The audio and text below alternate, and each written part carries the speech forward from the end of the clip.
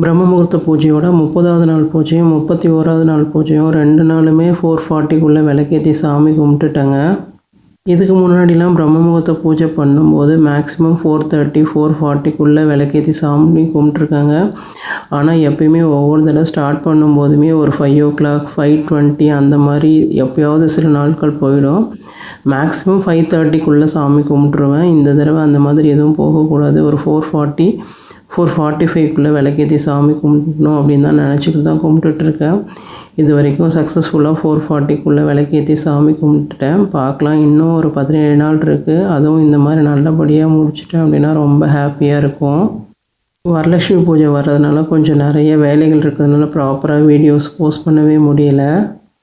அது மட்டும் இல்லாமல் விஷ்ணுபதி புண்ணிய காலம், நாக சதுர்த்தி, கருட பஞ்சமி இந்த மாதிரி ரெகுலராக விசேஷ நாட்கள் வந்ததுன்னா கோவிலுக்கு போடுறதுனால அதனாலையும் பண்ண முடியல. இனிமேல் கரெக்டாக போஸ்ட் பண்ணுறதுக்கு ட்ரை பண்ணுறேங்க. நீங்கள் யாரெல்லாம் பிரம்ம முகூர்த்த பூஜை பண்ணுறீங்க அப்படின்றத கமெண்டில் சொல்லுங்கள். இந்த வீடியோ உங்களுக்கு பிடிச்சதுன்னா லைக் பண்ணுங்கள், ஷேர் பண்ணுங்கள், மறக்காமல் சப்ஸ்கிரைப் பண்ணுங்கள். தேங்க்ஸ் ஃபார் வாட்சிங்.